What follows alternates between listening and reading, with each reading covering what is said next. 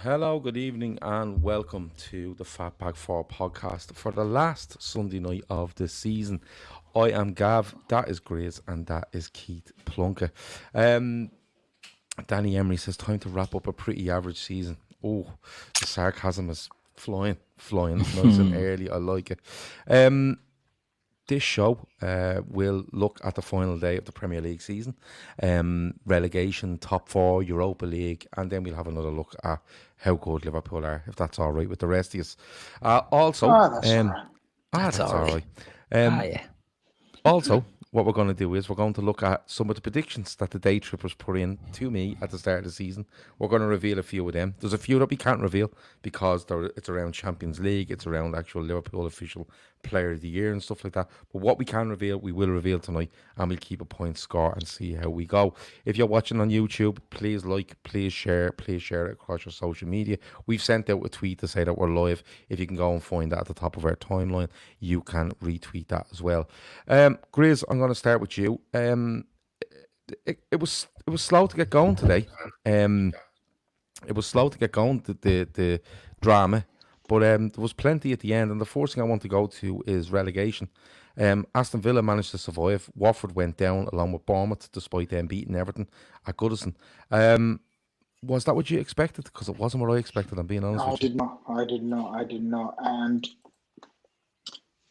the worst thing that could have happened to Bournemouth, not only apart from getting relegated, was them getting relegated on the back of that ridiculous, crazy, worst decision ever when Sheffield United, the one over the goal line, where the Linos computer watch said, until he got into the dressing room. Until he got into the dressing room, until he tapped it. The old method of tapping it, and it started working. This, so I really felt for them because that's a tremendous victory. Is it going to Everton and beating them? Well, it is. The pressure's on. Very happy to see Watford go down and Troy Deeney and the man. So that was good. And Villa, credit to them, going to get a result at West Ham. So yeah, it was tense for a little while, but I do feel, even though Bournemouth deserve to go down this season, if you know what I mean. Exactly. I still kind of feel sorry for them that the way it's happened, that it shouldn't have been them kind of thing. Do you know what I mean? Keith, I was keeping an eye today. I watched Liverpool, to be honest with you. I wasn't watching anyone else. But I was keeping an eye, and I was kind of looking at it, and I was saying to myself, Bournemouth need a miracle, even though they've beaten Everton, or were beating Everton at the time. They need a miracle. Watford, just go down, please, because I'm sick of it now, to be honest with you. But Villa, for me, Keith, felt like the one that this probably meant the most to, considering the money they'd spent in the summer and the big, massive risk they'd taken with those signings. It felt like Watford could go down and, regroup. Bournemouth probably need to go down to regroup as a club. And but Villa felt if they go down, this could be anything at this stage. Could have been catastrophic for them, couldn't it, if they'd have gone down? I mean, I'd say COVID is going to hit everyone hard, but before COVID, they had banked everything on Premier League survival. Aston Villa, the way they spent their money, it was shit or bust. And if they'd have gone down, I think they would have plummeted down leagues. And look, I think I like Aston Villa as a club. I think they're a big club. They're a traditional big club. You don't get what you deserve just for being a traditional big club. But I'm more delighted for them. A lot of people are giving Troy Deeney stick for Watford going down. Look, Troy Deeney talked a lot of shit over the corona stuff, but I don't mind him. He talks sort of straight. You know what I mean? He's not the worst. Bournemouth are they're very small. Villa are a huge club. Bournemouth are a very small club. But Villa were the ones that really put it all on the line, and to see them survive, and I'll be interested to see what they do, because I think Dean Smith's a decent coach, and it's one of them, you come up into the Premier League, you put all your eggs into the basket, and people are using, they spent so much money. They had to spend so much money, and then they got key injuries through the season, and I mean key injuries, like Tom Heaton goes out injured. It's a key. John McGinn, key player, injured. And then Wesley, who they put all their hope in up front, goes out injured. It's a tough call for any team, any promoted team to lose 3 really, really key men like that. And to see them surviving, yeah, delighted.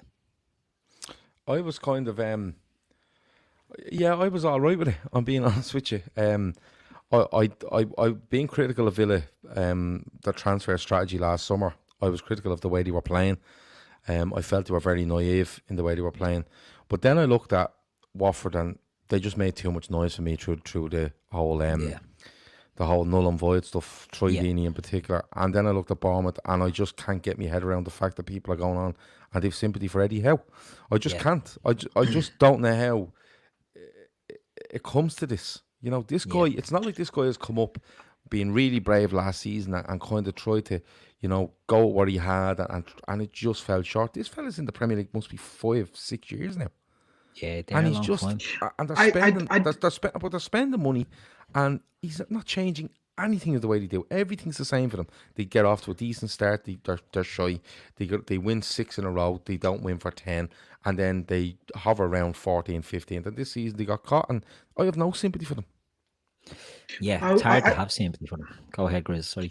No, I was just saying the only sympathy I've got with them is the way. See, what I'm saying is the way it transpires that point made all the difference. Do you get what I mean? If they deserve to go down, right? But it's just because it was highlighted that it was such a bad decision when it was Sheffield United versus Villa. Because of that, it's literally because of that they stay up. I didn't want it to be that way, if you know what I mean. As in terms of he's had the budget, he's got the experience of managing in the Premier League, apart from over the other managers that we've talked about. He deserves to go down because, as you said, Gav, he hasn't adjusted, he hasn't changed anything. It's the same philosophy. Fair enough, he's got philosophy, he believes in it. But if you see year on that it's, you're struggling more and more to keep up that philosophy, or it's an old philosophy that you need to sort of, you need to change up a bit, mix it up a bit. He didn't have the foresight to do that. So from that angle, from that avenue, yes, he definitely deserved to go down. My only sympathy was for that point that Villa got that they shouldn't have got at Sheffield United, or vice versa. It was at Villa Park, sorry. That's it.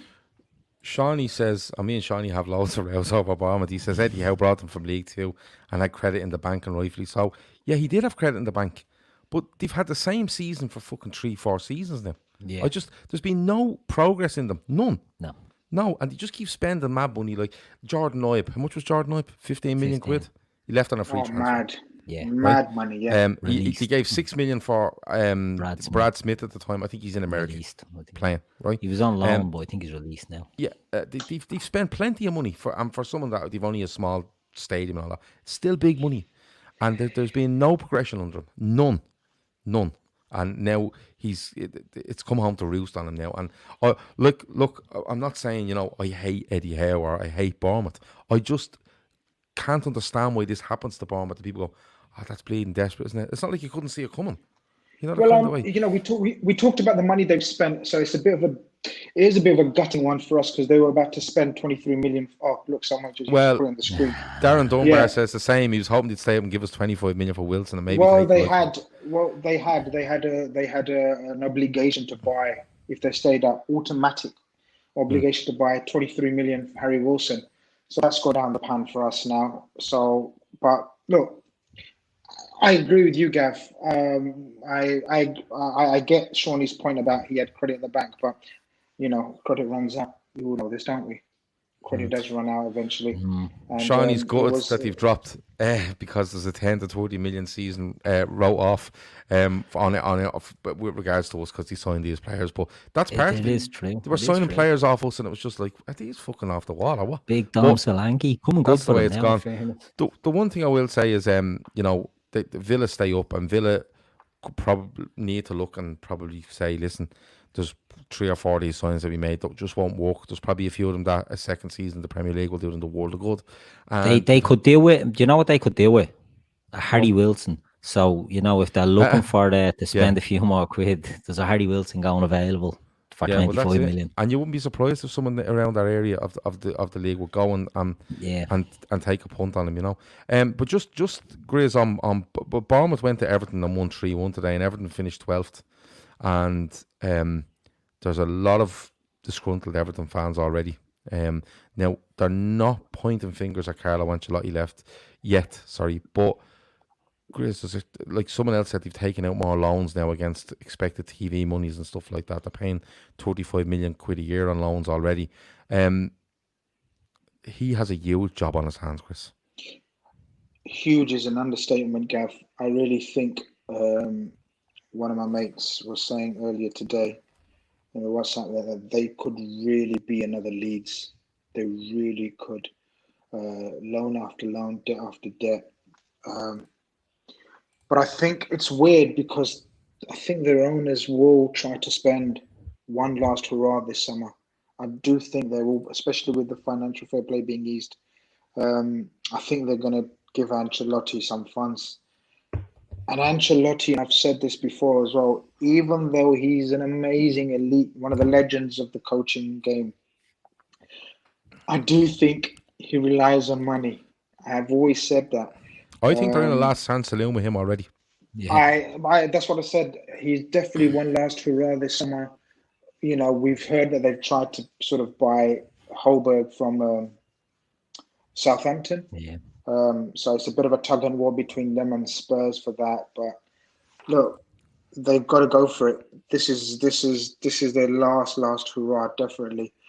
I fear for them, mate. I fear for them big time, especially if it doesn't work with Ancelotti, because we've discussed before in our previous shows.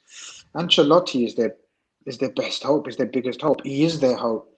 So little prayer for the Evertonians this evening.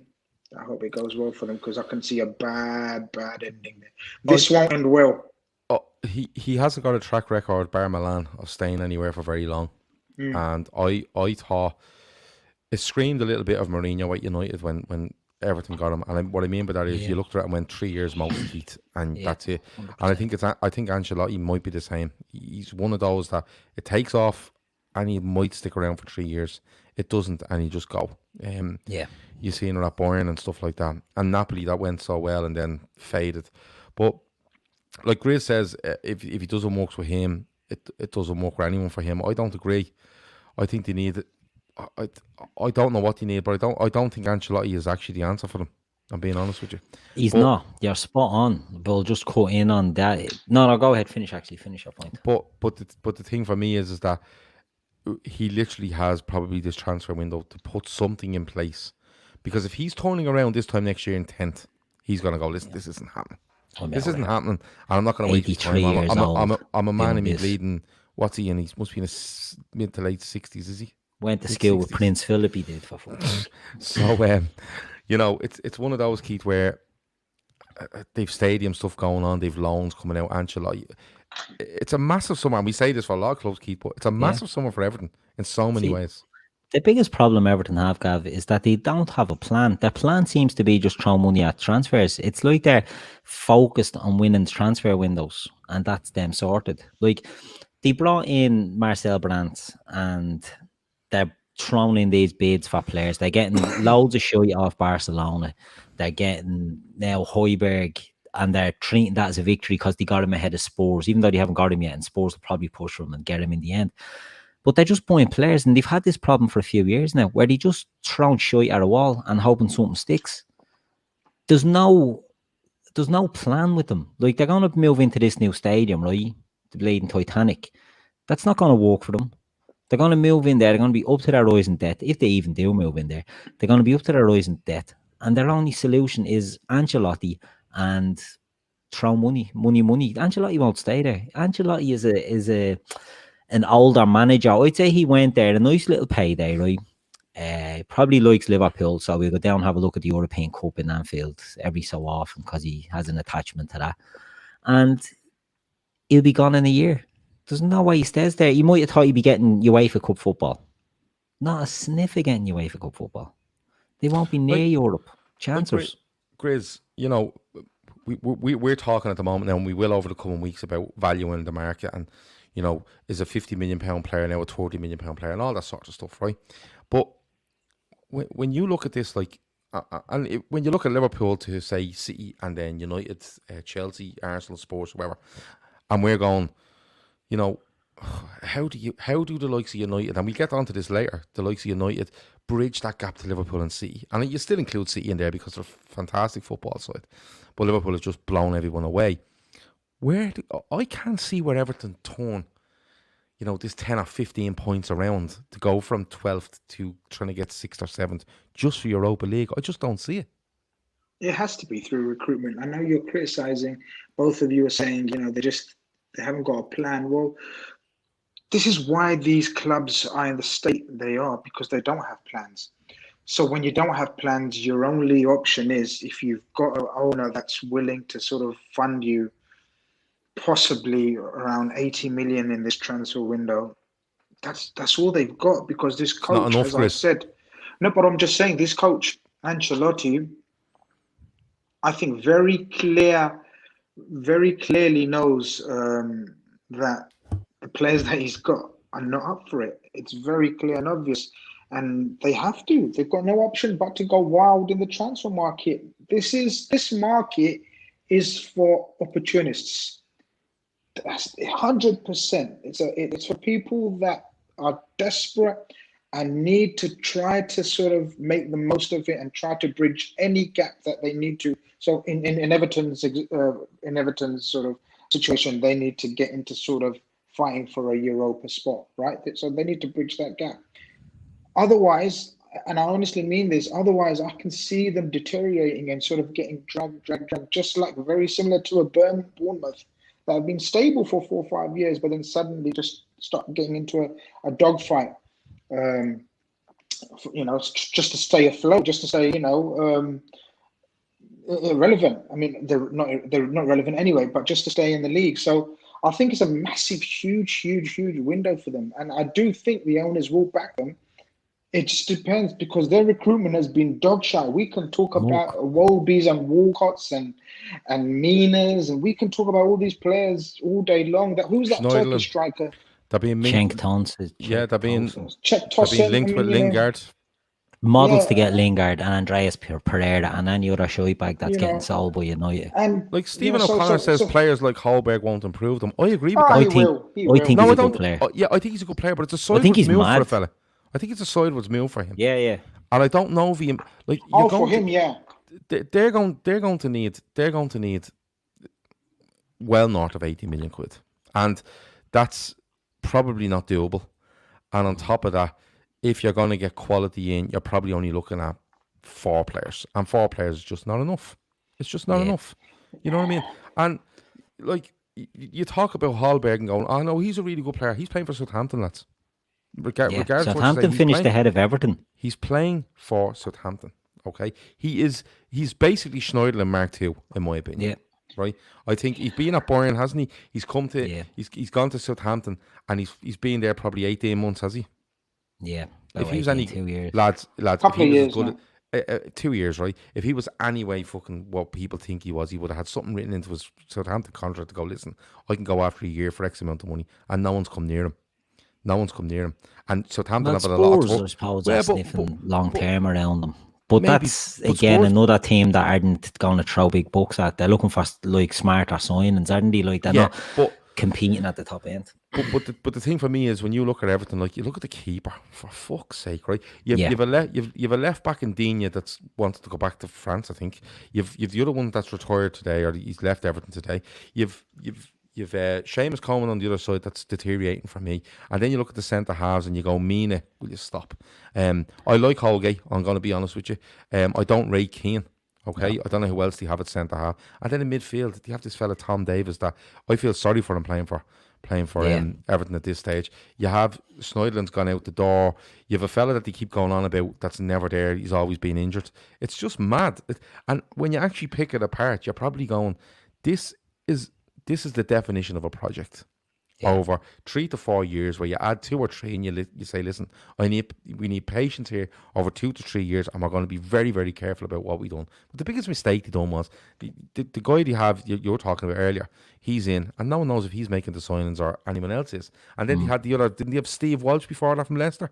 And they thought it was the big coup. And look where they left him. I think it's an absolute mess. I'd say their wage bill must be whopper. Their wage bill must be through the roof. And you're signing players like Walcott and that shy head off Man City. What's his name? Decent player, Fabian Delph. Like, they're not coming in cheap. Alex Iwobi coming from Arsenal. He's not coming in cheap. So they must have an absolute savage wage bill. And every reject they get off United will be on top drawer whack as well. And everyone they get in, they'll be throwing wages out. They're in danger of, if they don't strike it lucky. And if you look at the Premier League table, right, they came 12th.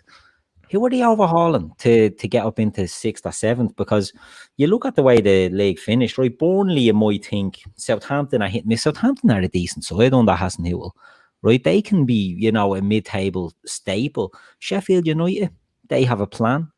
Maybe not a sustainable plan to be finishing high up in the table, but they have a plan. Arsenal, you'd expect to be better. Wolves have a plan and will be better. I don't know who Everton are going to be overtaken to climb this table. Red Bull says a lot of talk about Everton. I thought this was a Liverpool thing. No, this is the final day of the season, and we've just been speaking Bournemouth, Villa. We've got on to Everton, and we're going to move on in a little minute. Grizz, look, it's going to be an interesting summer for them. We'll have to wait and see. And I just don't think everything knits together there with regards to the time that's needed and the manager that's in place. I just don't think it happens. But when you move a little bit further up, Spurs were mentioned there. Spurs got into Europa League football, and I believe Mourinho was only delighted about it. I'm a bit weird on this one as well, Grizz, because I think the last place Spurs need to be is in Europa League, especially with Mourinho in charge. I kind of disagree. I think Mourinho's objective was very straightforward. I think Levy basically didn't hire him to sort of any long-term project or rebuild as such. I think Levy's plan was, look, Jose, get in here and just get a trophy. Just get us a trophy, anything. So the more competitions they're in terms of the League Cup, FA Cup, Europa, the more chance, I guess, from that angle. From one angle is the more chance they've got of winning it, because if they're not in it, they can't win it. I don't think his project involves anything to do with sort of rebuilding Spurs and building this spine and cementing their place in top 4 again, which is what they were. They were a secure bet. As we go on to our predictions later on from last year, everyone thought they were a secure bet for top 4. I just think the landscape's changed, in my opinion, in terms of Spurs' thinking. I just think they're desperate, absolute desperate, just to get a trophy on board. And look, say what we want about him, he's one of the best at getting a trophy for you. Even the darkest days, Man United, he still got them a trophy or two. So look, he's just gonna try to get him a trophy, and I think Europa League, give it a shot. Not that they're going to be one of the favourites or anything, but maybe Mourinho's got one last magic trick up his sleeve. I don't think the aim is a trophy at all from Levy. I think the aim is more games and delight with Europa League. Fill that stadium up as much as they can with extra games every season, with a chance to win the Europa League. Did you see the Spurs management, Mourinho and all celebrating today? Oh, it's like, this is Jose Mourinho, supposedly one of the greatest managers ever, and he's celebrating. This is all his psyche. Keith, this is all his psyche. He loves to win the Europa League. We can't criticise. Look, we can't on one hand say Klopp when he celebrated against West Bromwich and we didn't know what it meant. So we can't suddenly say to Jose, what the fuck are you celebrating for? We know he's all about psychology. We know he's all about telling his players, passing messages onto his players. This is it. This is the beginning of something. We don't know. I'm just speculating. We know he works like that. Jose would rather be in the Europa League than be out of the. You know, sometimes you think you're better off maybe missing out on Europe and concentrating on your league, like Arsenal. Arteta could probably deal with Arsenal just having a game a week, build a squad, and try to get them back up. There's no way Jose would want that. No way, Jose. No way that's going to happen. It's all happening for you tonight. No, but it's I don't know what's going on. But it's I'm just throwing out spitting rhymes all night here, Grizz. I don't know what's happening. Okay. But he's in that to get into Europe. He's in that to win trophies. That's what Jose wants. He can't win Champions League with Spurs. So Europa League could be the one. Right, bang. He wins Europa League for Spurs. He's a fucking legend. They'll name a stand after him because they don't win anything like that. So that's fine for him. And Levy just wants more games. That's all he wants. I just can't see. The reason why I think what I think is there's no other purpose. There's no long-term purpose ever for Jose Mourinho. You only bring him in if, and I just think, and I really think Spurs are in that situation, especially their fans. I know a couple of their fans, and they just want a trophy. They're hating. They're absolutely hating the way their team is playing. They said we'd rather, if we're gonna be finishing 5th, 6th, or wherever they finished, we'd rather play good football and do that. But on the other hand, they're saying if this kind of shit brings us a trophy, we'll forget it all. So they're a bit confused themselves, just like the whole club is confused at the moment. Which way are they going? Where are they going with Jose? Jose is, he's got a reputation for bringing in trophies and just fucking everything up while he's doing it. And look, at the moment, if he manages to keep Kane, which he will, because no one's going to buy Kane now. Kane was 100 million plus. Now you'd be lucky to get 80, 70 for Kane. And who's going to want him? Who in world football wants Harry Kane now? In my opinion, I don't think there's many clubs out there that would want Harry Kane or to pay that kind of money. So I think their just aim is just to get any kind of trophy, and then he'll be off again, and then he'll just blow up everything in the club before he goes. And that's the way he rolls. But it has to be said, he is doing well. No, Darren Dunbar says they're in 4th in the form table since Jose came in. Now he said that. And listen, Stevie and Danny reckon I'm just not listening to you and I'm ordering something online on Just Eat, but I'm not. I'm actually looking through the predictions for the season and I'm looking forward to them. But the thing for me is, listen, I'm not saying that they haven't improved under Mourinho results wise. I think the football, look, you know what you get with Mourinho. Yeah. The thing for me is that I don't think it's the biggest squad in the world. And when I look at it, and Europa League football with that stadium could be empty for another couple of months, you don't know. And then you have to get back into Champions League because that stadium becomes a noose around your neck. Look how bad it was on Arsenal. They were in the fucking Champions League every year. Yeah. You know what I mean? I don't know. Maybe Jose was told, listen, get into Europa and we'll give you X amount of money extra or something along them lines, and he's delighted. I don't know, but the break done them well. The break done them well because a lot of their injured players came back and they sent Son off to do military service and all in South Korea during the pandemic. So Spurs benefited, very well. As a lot of clubs did. We got Alisson back. I don't know how long he was going to be out for, but Spurs just benefited nicely. They got Kane back, they got Lloris back, they got Son off. They've got a few tasty players, Keith. They have, and they signed well. Yeah, like Lo Celso took a while to settle in, really, but he's flourishing now under Mourinho rather than Pochettino. And Bergwijn as well will be a very good player for them. Yeah, he looks good. I like him. There's a bit of talk around the FA Cup and Arsenal getting into the Europa League and stuff like that, or will it be Wolves? Because if Arsenal win the FA Cup, of course, they get Europa League spot. And then the question is, if Arsenal lose it, does it go to, obviously, Chelsea winning it? Does it go to 7th in the league? There's been a bit, but Danny Emery reckons Chelsea are short of a top 6 finish. So if they qualify for the Europe's second-tier competition by winning the FA Cup, Europa League qualification will go down to 7th in the Premier League instead of automatically to Arsenal because they lost the final. We'll have to look into that. I'm not too sure. Yeah. Sorry, Danny says that's from the Premier League website. So Tier maybe one. it's been so. We'll have to wait and see. Don't trust them. Moving up slightly. Spurs finished 6th, and then we get to the I suppose the drama of the day. Grizz, Leicester City have taken 23 points in 19 games since we beat them on the 26th of December. They don't deserve Champions League football, Grizz. No. They don't. Can't defend that. You just can't. There's no way me or anyone who's even a fan of sort of Brendan Rodgers' coaching methods that can defend that. But again, what I will say is, if you offered them that at the start of the season, 5th, 6th, they'll take that. Cop out. He had very crucial injuries at very crucial times. Just when the run-in's coming in, he's without. All right, Siunchu is a bit of a mad cunt himself, so he's done that himself. Chilwell, Pereira, one of the best fullbacks in the Premier League. Maddison. You know, you got to say that would hurt.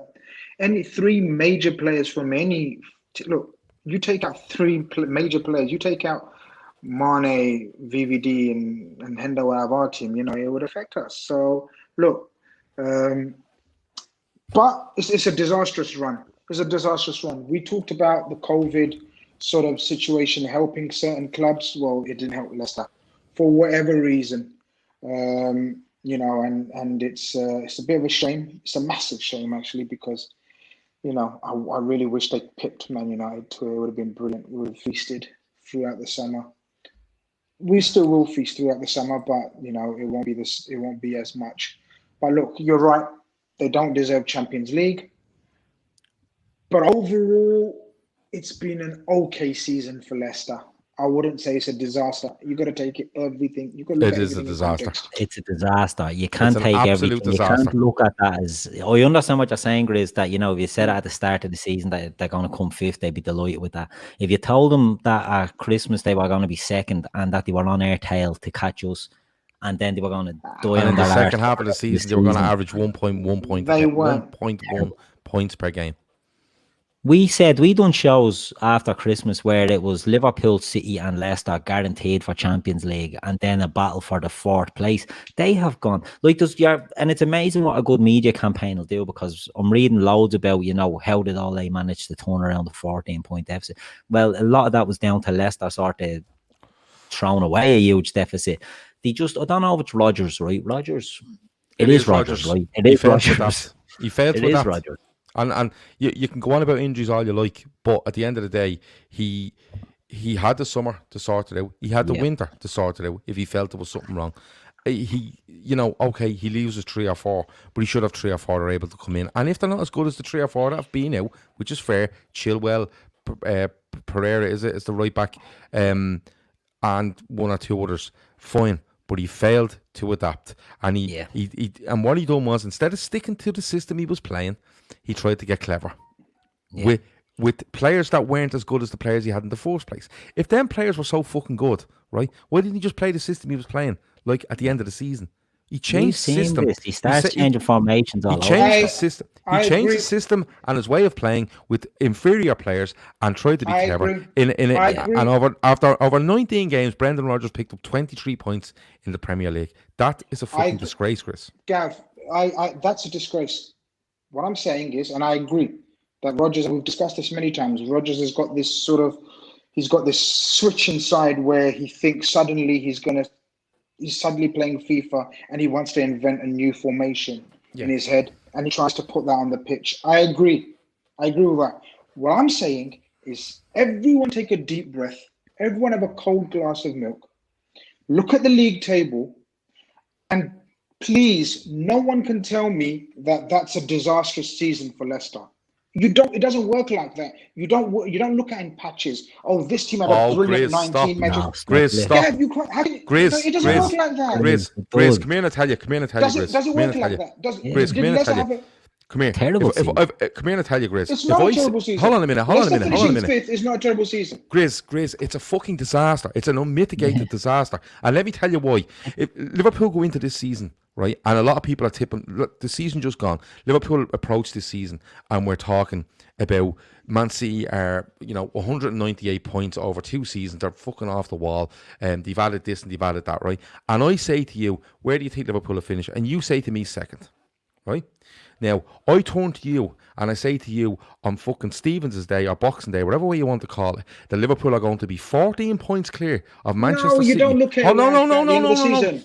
Grizz, you fucking At the end of the season, you don't. Grizz, you have to take it in the context that it is.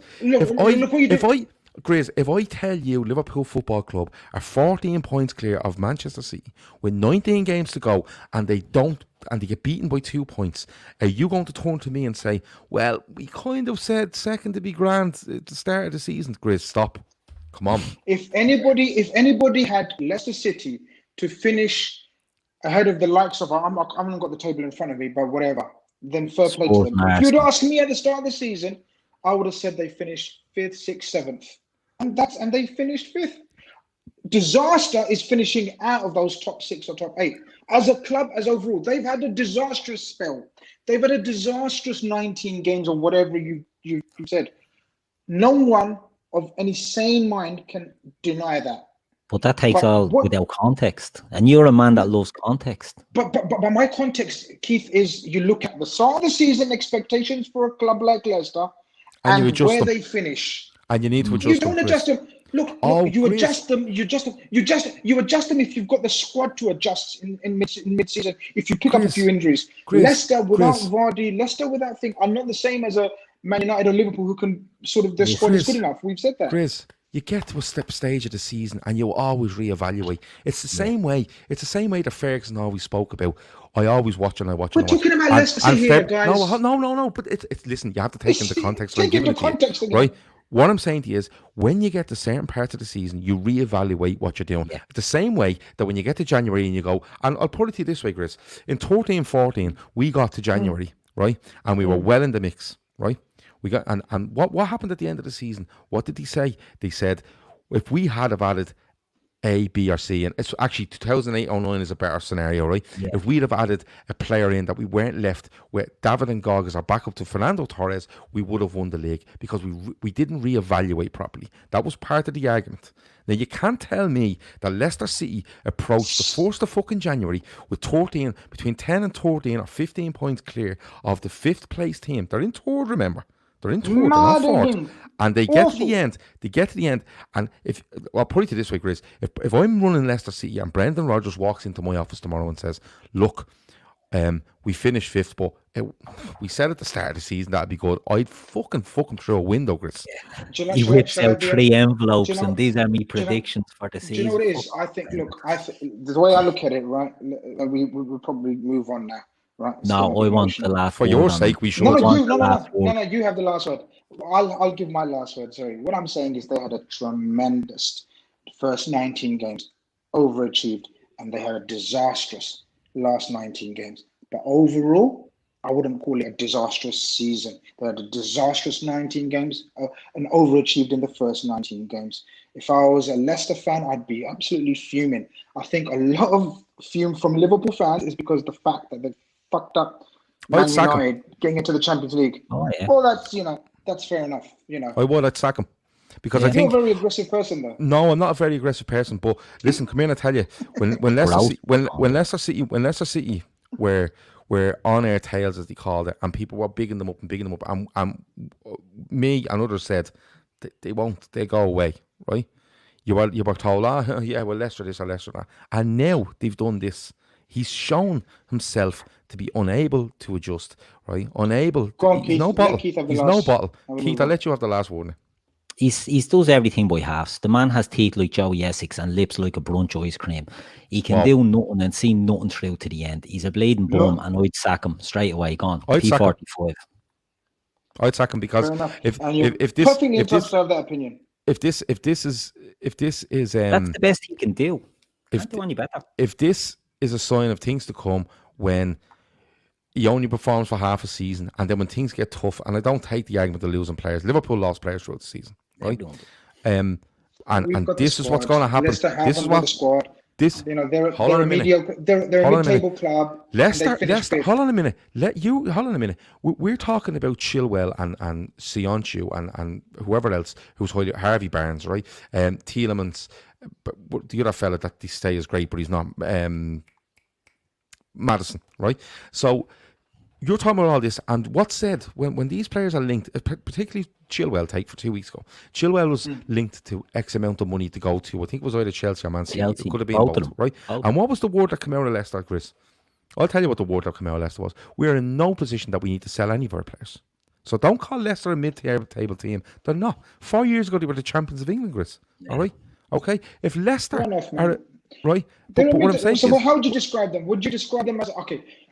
I would describe them as a team. I would describe them as a club that are extremely self-sufficient, right? Yeah. Are extremely well run, have spent a hell of a lot of money. Okay, hold on. Have spent a hell of a lot of money and have been given a 15-point fucking head start over half a season. They haven't been given a head start. They've earned... it's not a head start. Yeah. It's not a head start. They played brilliantly for 19 so they games had, and played like a relegation for the 19. Grizz, they had a manager that was sitting with that amount of a lead, right? And didn't look. He thought, I'm the fucking business. I'll do nothing. I'm not talking about the manager. And then when the first thing went, see, this is the argument's different. Grizz, You've changed the goalposts. You have to speak about the manager. I'm talking about the club's goals. Listen, I'm talking about the club's goals and achievements. The manager we've discussed fucked it up. The manager tried to be clever. We've discussed that he's fucked it up. If you're the chief executive, are happy with fifth. If you're the chief executive of Leicester City Football Club and you're sitting down to your Christmas dinner, right? And I say to you, what's your expectation for the season, right? What's your expectation for the season? There's not a hope in hell you say you fucking take fifth. No fucking way. With United falling asunder, Chelsea all over the shop, right? And you're on the tails of Liverpool apparently. Well, it was probably 14 to 15 points at that stage. But at the end of the day, that manager, right, and that set of players completely and utterly bottled the season, and they are a fucking disaster, right? I think a lot of it's to do with, They let shy bags in because that's what the problem is. We're basing on that. But it's not like United and Chelsea were just amazing. They were given the door was wide open and held open for them, and they were greeted in by Leicester. Fucking terrible. I think it's a good. I think it's a good debate. I agree with you. I enjoyed it. 75% of. I agree with you. 75% of it. It's just when at the end where you say it's a disaster. Look, Bournemouth's a disaster. All those teams that have gone down are a disaster. You know, Everton's a disaster. Leicester is all right. Average to bad season. You know, it's not a disaster. That's all I've said. Anyway. I would, if I was a Leicester City player with anything about me, I'd be on to my agent first thing in the morning. Right? Yeah. Now, having said that, if any club out there is looking at some of them players to be going, you're rating him at that? No, he's part of a collective there that done this, and I think it's one of the it's right up there with one of the biggest collapses in the Premier League. It is.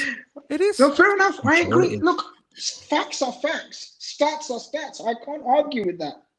I agree. It's been a disastrous last 19 games. Disastrous. But the season overall is not a disaster for Leicester City. I think it's an absolute catastrophe. That's fine. Being honest with you. Yeah, I think we're all entitled to have our opinions. We move on because we have to do our predictions and stuff like that, or give out our predictions what we done last summer. So Leicester are terrible, and Rodgers should be sacked. I think that's what we've come to conclusion. All agreed on that. I'll mute Grizz when I say that. But you look down, and you know we've looked at it over a couple of weeks. I mean, we thought Chelsea and United would get it just simply because of the fall that Leicester were on, Keith. And how big is it for both of them to get it? Because we've seen the signings Chelsea have already made in Ziyech and Werner. They've been linked with Kai Havertz and possibly one or two more. Yeah, right. So it looks like that'll be done. And then Manchester United, of course, Manchester United, the word coming out of there has been that a lot will depend on where they finish in the league. It's massive for both of them, isn't it? It is. It's huge for both of them. And a lot of people are sort of panicking about both of them in context with ourselves. But again, that they don't seem to have plans, right? United are after Sancho. dog on the street knows United are after Sancho. But now apparently they're getting linked with Coleman because Sancho doesn't look like it's going to happen. Chelsea are buying a stack of strikers, right? Shitload of them, forward players. They're pony at the back. They need a new keeper and a new defence. I seen someone on Twitter put up, imagine facing this next season, and it was Werner, Havertz, Ziyech, Mason Mount, and Christian Pulisic. Fucking rub your hands together if Chelsea lined up with that coming up against you. Then 5, a goalie, and then what? A shitty back 4? You'd absolutely go through them. Like, they don't have a plan. Chelsea signing all these forwards. They are banking on, this really hitting the ground. They're going to do well, right? They are going to do well. But they've so many more holes to fill than what they have at the moment. Man United have the guts of a good team, but have they really? It's the Emperor's new clothes a bit with them. I think it's, they've got good players in. Greenwood has come in there and done really well. Martial's hit form. The other fella, Rashford, good player, right? The Bruno, who was the best player since sliced bread, but we'll reserve judgment on him. A very good player, technically great player. But is he the answer? I don't know. They're Maloji at the back as well. So they need to do stuff. So I don't know. It's they're being linked with Oblak for 100 million. You're both telling me that Kai Havertz is done, so you're looking at 70, 80 million. All is confirmed it. Is Sister confirmed it? Oh, yeah, someone released 30, I think, released a text message. It's all done. Okay, so cool. So listen, I've no issues with what they're doing. They're spending money, but Grizz, fair play. Does it feel like Chelsea are it looks a bit lopsided to me now. Don't get me wrong, if they signed Oblak and a really good centre half and a really good fullback on either side, you go, yeah, you can make things work. A whole new defence. You can make things work. That's what you're looking at. No, don't put it past. This is what I'm saying. Does it look? Does it? You see, I don't know how much confidence they have in Lampard, but it seems to me a bit of a strategy of, listen, we have to go for this now, and we have this fella in charge, and we're going to lump it all on him. And if it doesn't work with Lampard, we still have some amazing players there, and we might be able to bring someone else in. Does this seem to you like a big, massive gamble from them and just going for it? It's not a gamble. It's a calculated gamble. It's his money. Yeah. This is the difference between a Roman Abramovich and someone like Everton, who won't use their own money, kind of just banking on loans. This guy is mad. We know he's mad. Ever since he's been in the Premiership, he's mad. His hunger died for a little while. He was having personal problems with his family, with his missus, with visas, with the issues. He got bored of football. His passion's back. Financial fair play has been eased. He had a transfer ban. He's got fucking ton loads of money.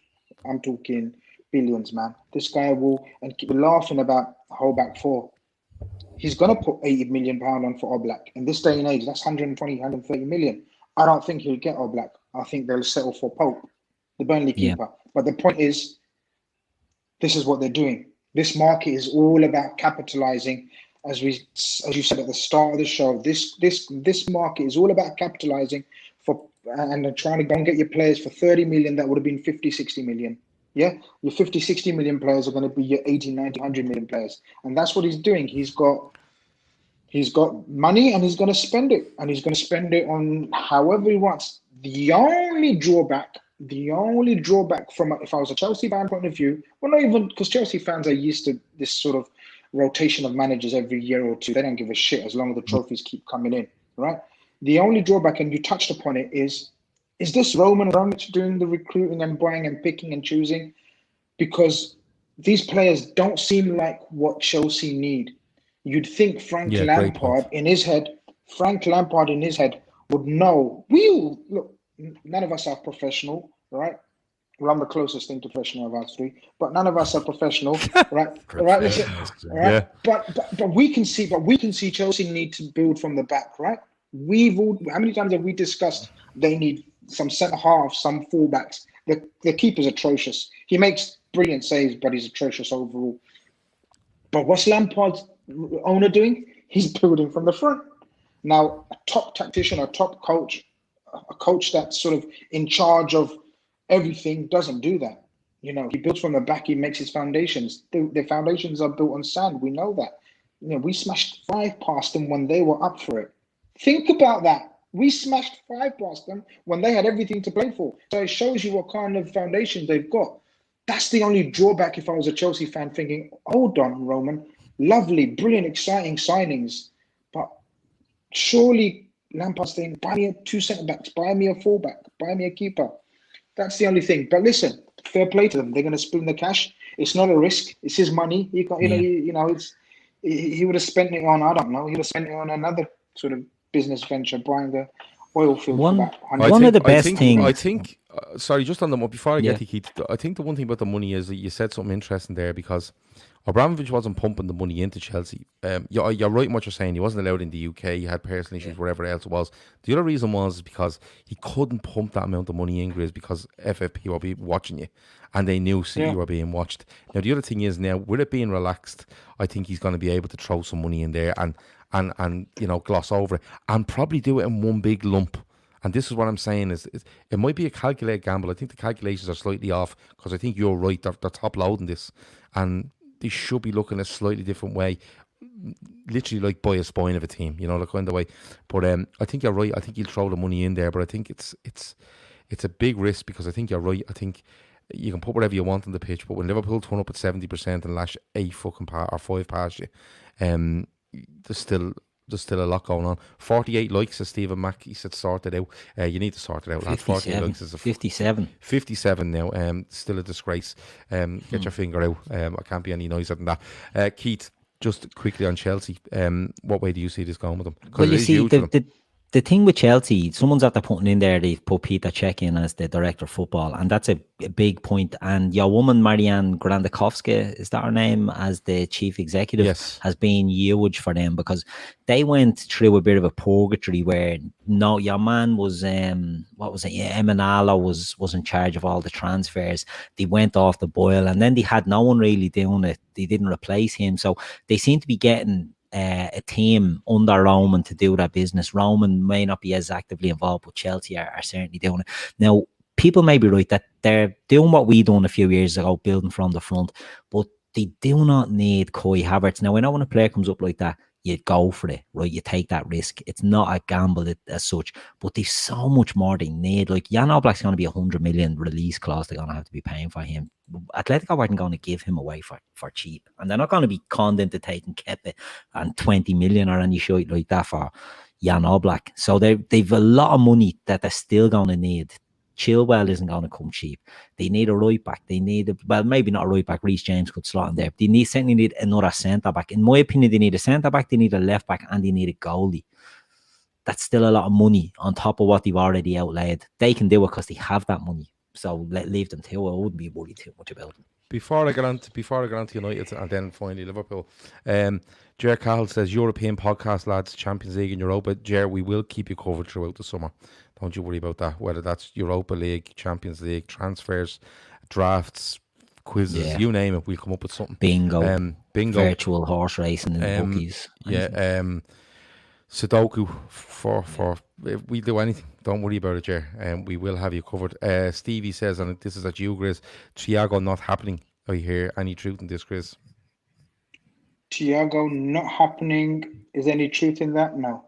Thiago is happening. Definitely happening. Grizz has absolutely nailed his colours to the Thiago mast, and he's not for moving. Keith, I'm going to stay with you and on to United. And listen, we know Man United are a money-making machine. Yeah. We know they've been up and down over the last couple of seasons, in and out of the Champions League, whatever else.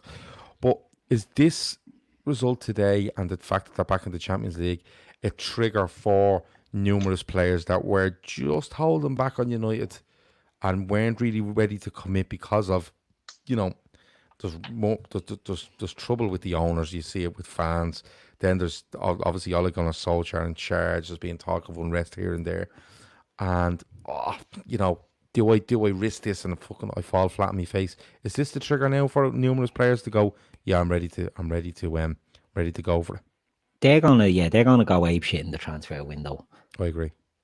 They're not gonna do it because Ole Gunnar Solskjaer is not up to the job. Despite what every Man United fan will tell you, they're clutching at straws. The fella's a fucking chancer, right? He's after getting in there. They're championing. Again, I'll say this. It's amazing what a good media campaign will do. They got 66 points. Same as last season. 66 points, no better. And they're trying to convince you they've turned it around. They haven't. You know, they're closer to Bournemouth than they are to us. You know, the days of winning the league at the moment on 88 points, 86 points isn't happening. So they've a huge job. So throw money at players if they're not the right players. They can bring in Jadon Sancho. Will make a huge difference. Do they really need that player at the moment? In my opinion, okay, he'll improve their squad, but he won't really improve. Like Greenwood's come in there and has done well with Martial and Rashford, with Fernandez behind them, with Pogba coming into their midfield. Again, they need defenders. Do they need a new keeper? They won't have to spend because they could look at Henderson as the replacement for De Gea. Is that an upgrade? I don't know. Like they've got holes as well. They're pinning all their colours on Harry Maguire being Virgil van Dijk when he's really an English Dejan Lovren. You know, they've got problems as well, but they will throw money around and they will get big players and they'll be doing winning transfer windows because they'll bring in, let's say, Koulibaly, let's say Sancho and Grealish, as Chris Prosser has put in there. Will it make them any real, you know, will it improve them that much? I don't know. I don't think so. I think you need to see some drop from Liverpool. You'll have to see a similar season for City next season as you've seen this season, and you'll need to see United put another 15, 16 points on what they've done to get near to even City. And I just don't see it. You know, stranger things have happened. We set the same in 13, 14, and we were bleeding, having the crack. But but we could tell, Gav. We could tell. We were clutching at straws. It was built on blade and quicksand. You know what I mean? Yeah. Stevie says even with City strength, we'll be out of sight by Christmas again. I like Stevie. Except when Liverpool don't win and Stevie goes he's awful, Stevie's a bleeding bananas. He's bananas when Liverpool lose. I'd be sitting there, you know, even in the games that didn't matter, and I'm going, oh, fuck this, doing a pod after this with Stevie on the cans, this is going to be fucking insane. Grizz, for you, do you agree United will go a bit mental in the transfer window and again just try to, instead of taking 2 steps forward, just fucking jump to the top of the rung as quick as he possibly can? I think I upset a lot of listeners and viewers with my Leicester defending of Leicester City. I think I'm going to but you've every right. You've every right to do that, Chris. But I'm going to upset a few more. I think because I think they will go batshit crazy. I think they will, and again, you know, certain clubs will be able to and should, because this is their chance to catch up as much as they can. But I also think, I know there's been a lot of talk about Ole and he's taken a lot of shit. But again, it's one of those where you've got to take it into context what he's done. He's got them into Champions League, which was the best they could have hoped for from where they were when he took over. They were a very disunited squad in terms of the likes of Lingard, you know, Martial not happy, the usual Pogba circus, staying or going, committing. They have got major issues. You know, we know they've major issues. We know they think Maguire's their VVD. We know Maguire's an absolute skirtle at best. We know De Gea's finished. He's on his way down and they need to replace him. But, you know, I think they're going to cling on like we used to cling on and hope that our great players of the past will still get us through. Do you remember we went through that phase? We used to go through that phase because of we had so much trust and faith and love in our players. We used to think, oh, no, they'll come good. So I get they're going through that phase. But I think he's done a very decent job, Gav and Keith. I really do. I think he's united them. I think there is a hunger and desire. It's a young, fit squad. There's flaws in it. There's holes in it. There's gaps in it. There's weaknesses. But again, they're a club that've got money. They're a club that are looking. You can see that the type of players that they're going for, that they're looking to cover those holes. Apart from the Sancho one now, I know Sancho is totally opposite of what they need, but Sancho is a world-class talent. We all know that. And if they can secure him for the next 5-6 years, fair play to them. But the fact that they are targeting centre-backs, they are possibly thinking about bringing back Henderson. They're targeting full-backs. I think they'll do well again this summer. Fair play to them. Whether it will be enough to get within 10, 15 points of us even? No, I don't think it will be. but Yeah, it you will see, be an improvement on their level. my worry for them is, and Stevie says, sorry lads, I get emotional. Steve, you get as emotional as you like. We think Yeah. it's Ah, fucking that's the all right. crack. We think, that's all right. Yeah, We think it's the that's all crack. right. Don't be worrying about it, man. Other podcasts might get upset at you, but we most certainly won't. And but listen, come here. But the thing I've heard out of you know, Manchester United over the last year or so is that, and it's been said within the media, and it's been said by former players like Gary Neville and like Rio Ferdinand and stuff, and they've looked hard at Liverpool's kind of way of doing things, and for me, their next step would be probably toward. They've ended up in third by default, in my opinion. 66 points third in the league Yeah. is barbaric, to be perfectly Couldn't honest with agree you. more. Couldn't agree more. But I think they need to be looking at breaking 80 next season. And it won't get them a title, but if they break 80, you go, that's great. Progress. We've brought 3 or 4 players in. We've put another 15 points on our total, and we feel like there's more to go.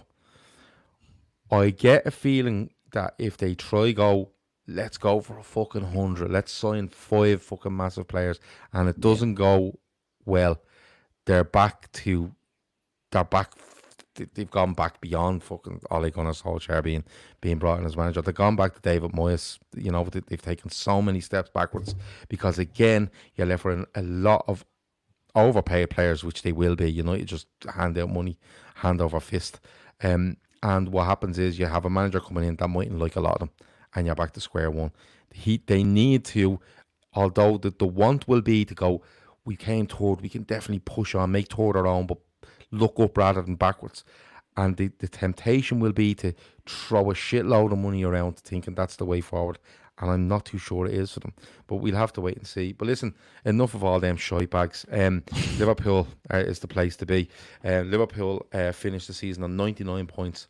And as Shane Davern said on Twitter today, imagine doing 97 points and then turning around and going, I'll just better that and do 99. When, let's be honest about it, for 8 games of this season, we didn't really care. Yeah. It's Grizz, Grizz, yeah, I'll come to you first.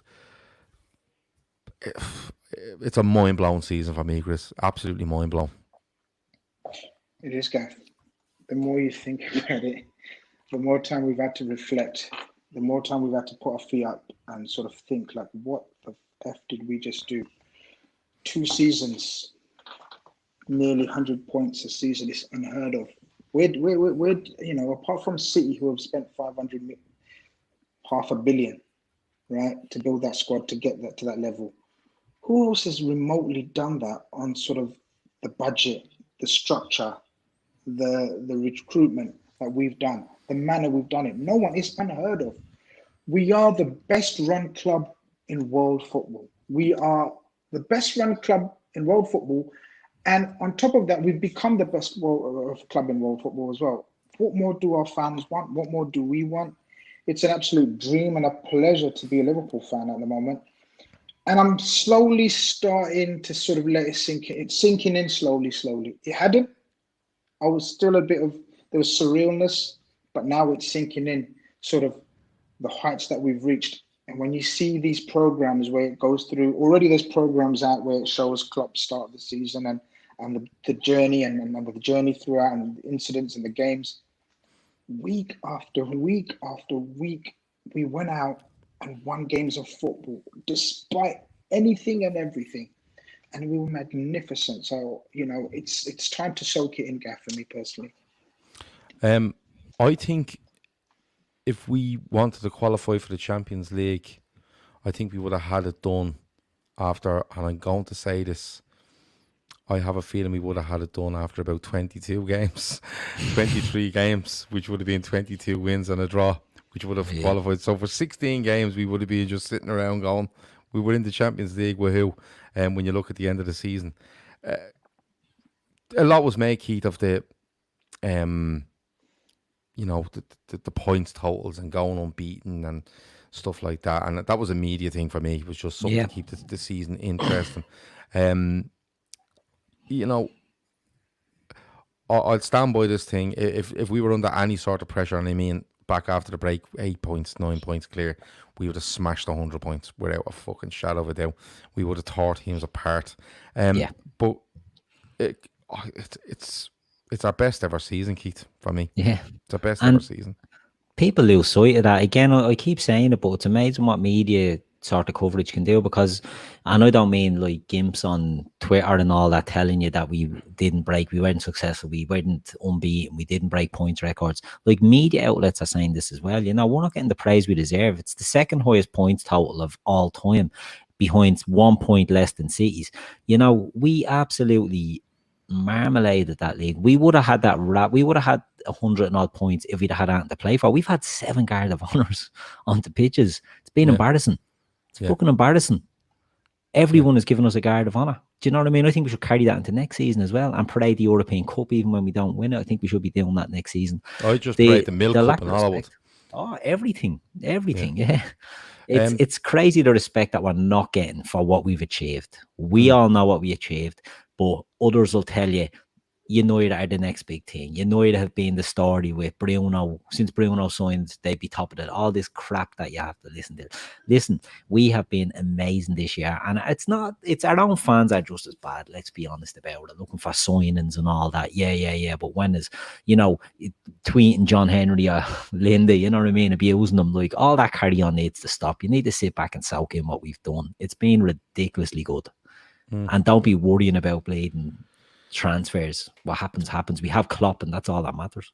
Yeah, apparently James Pearce has said that Liverpool are looking to cash in on Gini Wijnaldum this summer. Yeah, so it's all starting to click. It's all dropping into place. People losing their shit today because Mark Ogden said that we're not going to sign Thiago. What's he know?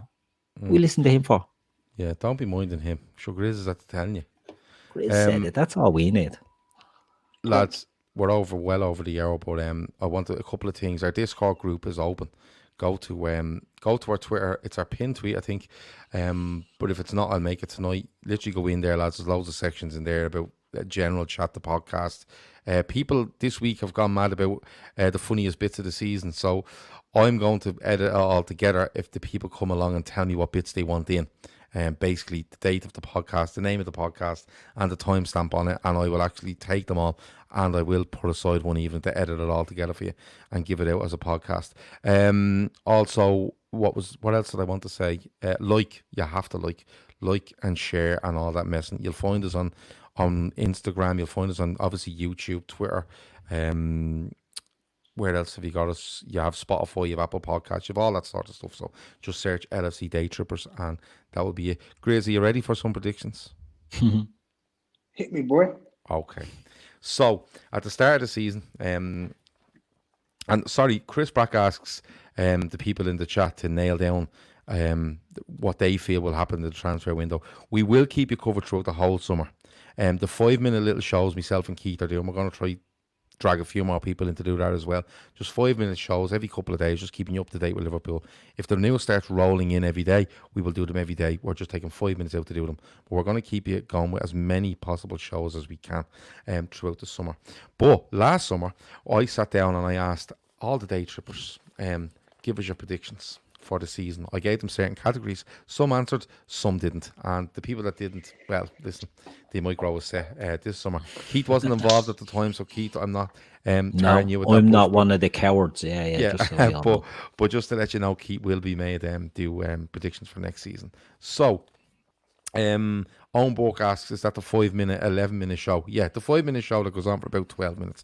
It'll never be 5 minutes. So, the predictions for FA Cup and League Cup, they were the first ones I got to mark this season. And I'm going to read out what people predicted, and you can just take them as they go. There's a point system. You get 5 points for every, if you got the round right in either of them. And here's how we go. FA Cup and League Cup, right? So Shawnee said we'd win the FA Cup and get to the quarterfinals of the League Cup. He was right on the League Cup. I was wrong on both. I said quarterfinal and semi-final. Ray Brady said 5th round of the FA Cup and win the League Cup. He gets 5 points for the 5th round of the FA Cup. Grizz was wrong on both. Out in the 3rd round, gone. He didn't get anything. Matt was the same. Out in the 3rd round of both, got nothing. Andy said we win both. Of course he did. Notions. Yeah, we didn't win either of them. Dicko said the 4th round of the FA Cup and the 5th round of the quarterfinal of the League Cup. He got 5 points. Big Joe Walsh, 4th round of both, wrong. Paddy, 3rd round of both, wrong. Same as Grizz, remarkably. And Dunner Sean Dunn had the sixth round of the FA Cup and win the League Cup. Wrong on both. Cole had the quarterfinal of the FA Cup and the quarterfinal of the League Cup. He gets 5 points for the League Cup, and Shane gets 5 points for the fifth round of the FA Cup and nothing because he's been wrecked and we win the League Cup. So Shawnee, Ray Dicko, Cole and Shane all got 5 points in there. Player of the Year has yet to be announced, so that won't happen yet. UEFA Champions League obviously isn't finished, so that we'll do that at some stage.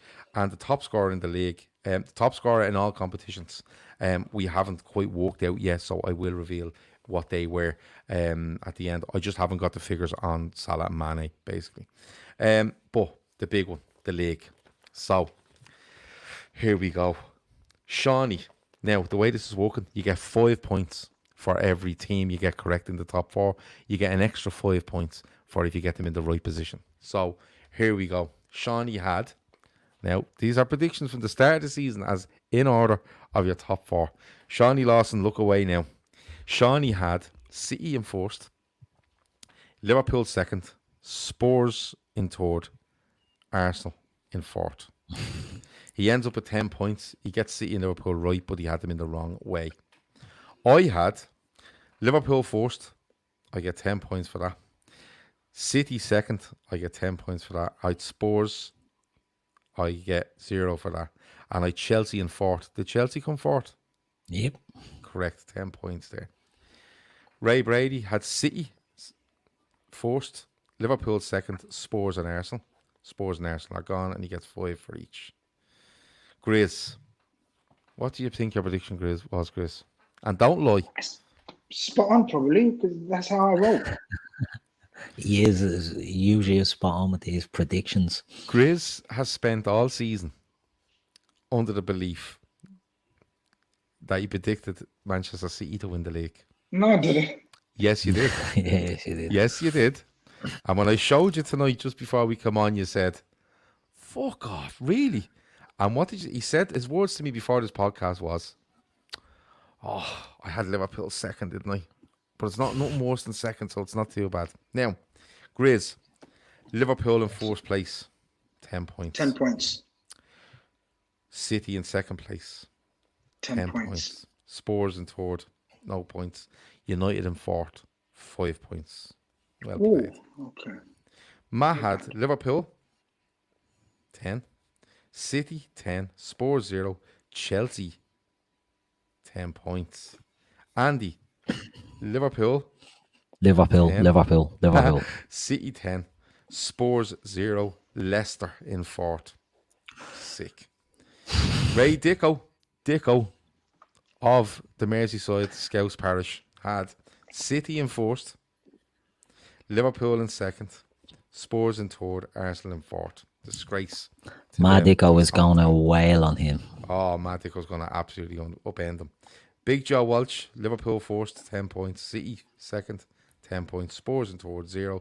Leicester in fourth. So close to a wheelbarrow. But 0 not points. close. Paddy Lawson, Liverpool in first, 10 points. City, 10 points. Arsenal, 0 points. United, 5 points. Sean Dunn, Liverpool, 10 points. City, 10 points. Spurs and Arsenal. Loads of people went for Spurs and Arsenal. Loads of people. Owen Burke reckons that Ray Dicko should be banned from hosting duties. The punishment will be a lot more severe than that, Owen. Let me be honest with you. Wait till his ma gets We're all changing our numbers, let's say. Amrit Mishra says, oh, United, we love you. Good man, Amrit. Good result today, kid. And well done coming on to the home of the champions. yeah. Call, Liverpool 10 points. City 10 points. Spurs and Arsenal.